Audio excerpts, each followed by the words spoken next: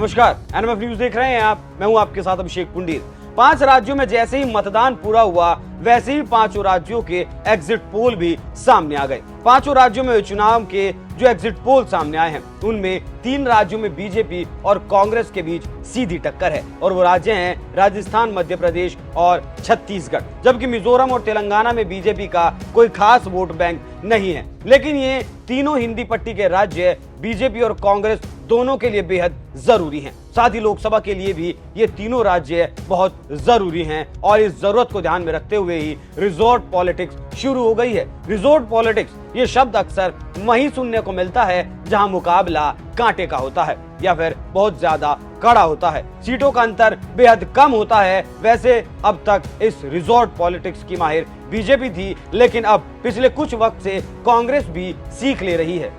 वैसे कांग्रेस अक्सर बीजेपी पर आरोप लगाती रही है कि जहां भी करीबी मुकाबला होता है वहां बीजेपी कांग्रेस के विधायकों को तोड़ लेती है। लेकिन कांग्रेस अब आरोप नहीं लगाती, बल्कि अब वो भी रिजॉर्ट पॉलिटिक्स पर काम करती है। जहां भी संशय होता है वो अपने विधायकों को रिजॉर्ट में पहुंचा देती है। लेकिन अब आप सोच रहे होंगे कि इन चुनावों में कहां रिजॉर्ट पॉलिटिक्स की जरूरत पड़ गई, तो वो राज्य है राजस्थान, जहां फाइट बेहद ही क्लोज है। गहलोत चाहते हैं कि सत्ता उनके हाथ से ना जाए और बीजेपी चाहती है कि रिवाज के हिसाब से सत्ता उसके हाथ लगे। दूसरी तरफ एग्जिट पोल में भी राजस्थान में बेहद ही क्लोज फाइट दिखाई गई। 3 दिसंबर से पहले ही दोनों पार्टियां हर संभव परिणाम की खोज कर रही हैं। जोड़ तोड़ की राजनीति के लिए बैठकों का दौर शुरू हो चुका है। खबर ऐसी भी है कि अगर बहुमत नहीं मिलता है तो फिर निर्दलीय विधायकों पर नजर गढ़ाई जा सकती है और ये बैठकें सिर्फ राजस्थान या फिर राज्यों में ही नहीं चल रही, बल्कि ये सीधा दिल्ली में चल रही हैं। दिल्ली में बीजेपी और कांग्रेस दोनों विधायकों को सुरक्षित करने की कवायद शुरू कर चुकी हैं। दोनों पार्टियां हर सीट पर फीडबैक ले रही हैं और जो जिताऊ सीट हैं उन्हें पहले सुरक्षित किया जा रहा है, उसके बाद निर्दलीय उम्मीदवारों पर नजर रखी जा रही है। लेकिन यहाँ बीजेपी के पास अभी भी एक फॉर्मूला है और अगर इस फॉर्मूले को बीजेपी ने साध लिया तो फिर उसकी बल्ले बल्ले हो जाएगी और वो फॉर्मूला है बीजेपी के बागी विधायकों को साध लेना। क्योंकि इस चुनाव में बीजेपी से बगावत करके 15 कैंडिडेट चुनावी मैदान में उतरे थे, जिनमें से एक को तो बीजेपी ने मना लिया था, लेकिन 14 कैंडिडेट्स ने चुनाव लड़ा है और वो भी निर्दलीय। तो अगर बीजेपी इन कैंडिडेट्स को मना लेती है तो वो कामयाब हो जाएगी, कांग्रेस उसके आसपास भी नहीं फटकेगी। इन 14 में से अगर 4, 5 या 8, 10 जितने भी विधायक जीतते हैं उन्हें बीजेपी अगर अपने पाले में ले आई तो फिर क्लोज फाइट नहीं रह जाएगी, मुकाबला एक तरफा हो जाएगा। इस जोड़तोड़ की राजनीति में कर्नाटक के deputy CM DK Shivakumar का जो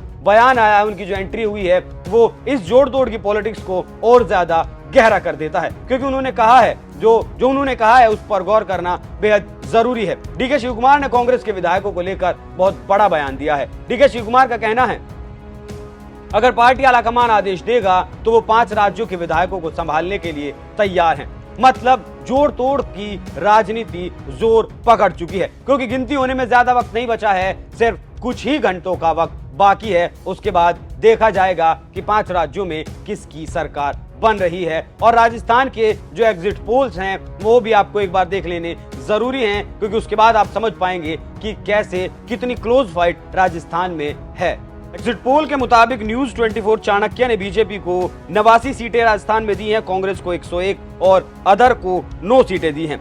वही टाइम्स नाउ एटीजी ने बीजेपी को 108 से 128 सीटें दी हैं, कांग्रेस को 56 से 72 और अदर को 13 से 21 सीटें दी है। TV9 पोल स्टार्ट ने 105 सीटें बीजेपी को दी हैं, कांग्रेस को 97 से 107 सीटें दी हैं और अदर के खाते में 0 से 2 सीटें उसने दी है। इंडिया टुडे एक्सिस के सर्वे के मुताबिक 90 सीटें बीजेपी, 95 सीटें कांग्रेस और 14 सीटें अदर्स के खाते में गई हैं। वहीं रिपब्लिक जन की बात की अगर बात करें तो बीजेपी को इसने 100 से 122 सीटें दी हैं, कांग्रेस को 62 से 85 और अदर्स के खाते में 14 से 15 सीटें जा सकती हैं। वहीं न्यूज 18 मैट्राइज ने 111 सीटें बीजेपी को दी हैं और कांग्रेस को 74 सीटें दी हैं। वहीं अदर्स के खाते में 11 सीटें जाती हुई दिखाई गई हैं।